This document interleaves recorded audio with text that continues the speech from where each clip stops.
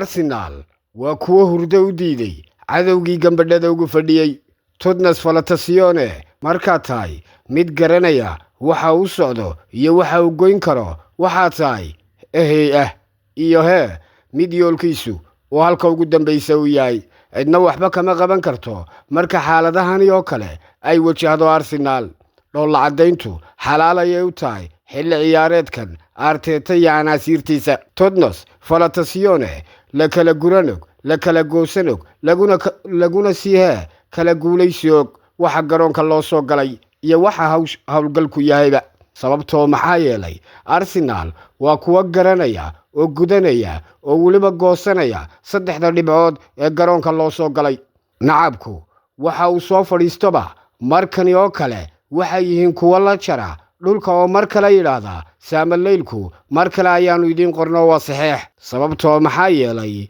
inaad Arsenal oo kale ka hor timaado sidan iyadoo calankeedu uu shidan yahay waxay tahay mid aan marnaba ka yeeli doonin waan khaldamay ee sooray mucaaradada halka iska dhig kuwani waa kuwa hawlgalkoodu uu sax yahay Jadado Sileyad Roxe maalintii maalmaha ka tilmaarneed ee Super Saturday iyo inay xalaalaysato Arsenal inay tahay mid miisaan ku socota oo aan ahayn kuwa nasiibku uu sanadkani wado nasrigii lumay ee abaarta 20 sano jirsatay waxaad moodaa inuu jiilaalkani curtay 2026 saddex ayay dhiibeen Bournemouth ayay xankeeda iyo agaskeeda qaadeen aqliyada Artetana waa lagu kala gooyay iyada isku kicisay Bournemouth in sidani loo xasuuqo sababtoo maxaa yeelay Declan Rice ayaa ka adeegtay waxa uu isaguna muujiyay waxa uu garoonka u soo galay iyo waxa uu gudayo waxa uu galo Gabriel Magalhaes isaguna khaladkii ka dhacay dib ayuu ka saxay maalmihii horena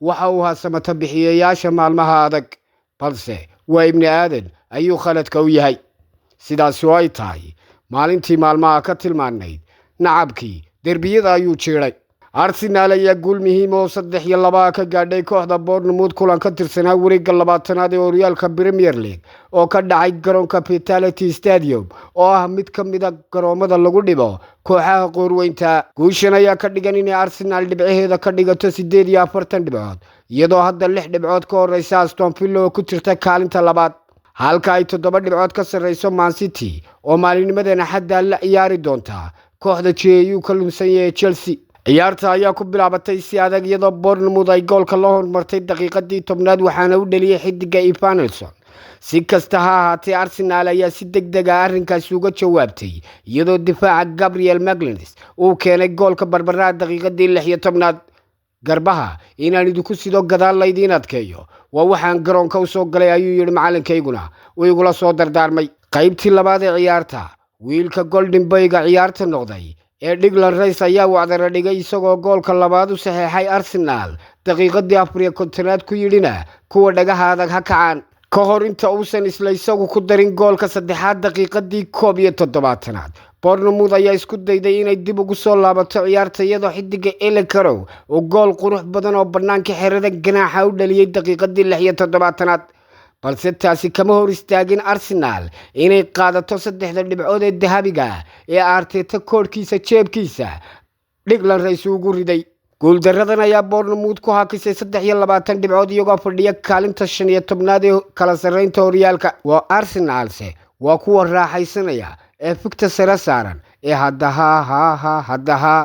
iyo hadda inoo hagaagtay ay u daaran tahay oo kaliya Arteta iyo inamadu hogaamiyo aqliyada ay sanadkan cawska cagaaran ku maamulayaan waa mid aan waxba laga qaban karin ina igare waxba kama dhaadhicin karno sababtoo maxaa yeelay wuu iska hadlayaa Arsenal sanadkan inay abaar baxdo waa kuwa ay ka go'an tahay madaafiicda automatic iyo manualba way u ridayaan gantaalaha noocooda culus iyo kuwa biyaha dhex maraba kuwii xataa jiilaalka sanadkan way heleen haddii jiilaalku dhibi jiray Declan Rice inuu wacdareeyo waa mid looga bartay oo diyaar reer Arsenal maankooda ay ugu hore ugu haysteen Jadado Sileyad Roxe Arteta iyo Arsenal ayaa sidan samayn kara inay nacabka hurdada u diidaan oo saamaleyl u qoraan kulanka aynu si gaar ah hadaba isu dul taagno 15 shoot bay tuurtay Bournemouth 3 ayay ku aadisay kubadaysashadu waa 343 baas oo ay kulanka sameeyeen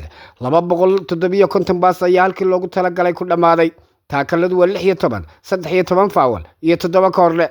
balse Arsenal 12 shoot ayay goolka ku tuurtay, 5 ayay ku aadisay. Kubadaysashadoodu waa 750, 458 baas oo ay sameeyeen, 360 baas ayaa halkii loogu talagalay ay ku diiradaysnaayeen ku dhamaaday. 22 taakal, 8 faawal iyo 5 korle yaa sidaasi samayn kara oo aan Arsenal ahayn oo saddexdana la bixi kara.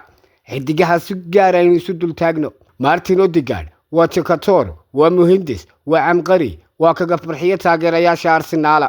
38 baas oo kulanka sameeyay 6 kaliya ayaa halkii ay ku diiradaysnaayeen ka khaldamay, sida direction of play-ga maapka kaaga muuqata xariiqahan. sababtoo maxaa yeelay waa mid dhan kastaba garoonka kubadaha ka dhigayay oo waraabinaya xidigaha kale. Victor Yokeres isaguna waa lama taabtaan, 22 taabasho, 1 shoot, 8 baas, 1 dribbling iyo 2 loolan oo guuleystay. Headmapka direction of play-ga waxa waa mid meel kastaba kulanka joogay, haba yaraadeen inta uu dhaqdhaqaaq sameeyay. Declan Rice ma cid kale sidan samayn kartaa oo aan isaga ahayn? waa maya. 2 shoot baa la tuuray, labadaba goolka ayaa lagu diiradeeyay, waana laga soo dhex qaaday. waxaanu ahaa samata bixiye, kaga farxiye ka dhow la cadaysiiyey taageerayaashii kooxda Arsenal. Golden Boygu waa wax kale, carradu waa carro Arsenal, carradu waa carro casaan. Arteta aqliyadiisu bisaylayay gaadhay been oran karnaa halkan marka la joogo. Totnes Balatacione nimay ku hadhay ayay hawle haysaa. ninkii dheeri aniga hayga dulboodo ayayna taagan yihiin. waxaan leenahay raaxaysta waad mudateene. dhinaca kale aan isdul taagna kulamadii kale dhacay Barcelona iyo Espanyol. kulan derbi oo si gaar ah isha loogu hayay ayuu ahaa kulankaasina. Barcelona way isbixisay daqiiqadihii dhammaadka kulanka ayaana Olmo iyo Lewandowski samata bixiye iyo gurmadka degdega labadaasi darajo garbaha loo suray.